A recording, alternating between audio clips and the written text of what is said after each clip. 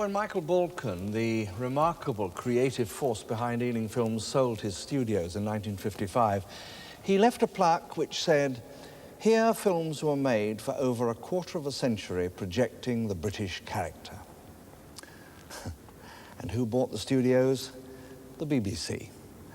Television was taking over, the movie audiences were declining. And with the amendment to the tax laws, the American invasion was on again, inevitably eroding the indigenous British film. And this time, I'm afraid, we surrendered.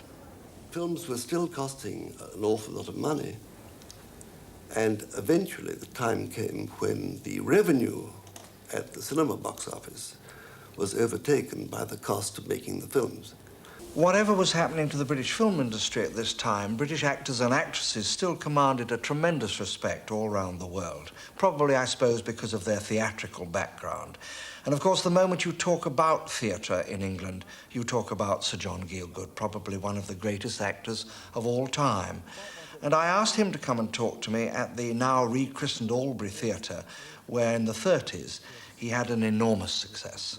Why don't we steal Anthony Sher's dressing room and sit down? Had you ventured at all into movies at this time? Simon? Oh, yes, I had. I'd done 4 or 5. What were they? I mean, what? Well, there was one called The Clue of the New Pin, which was an Edgar Wallace thriller, in which I played the villain, but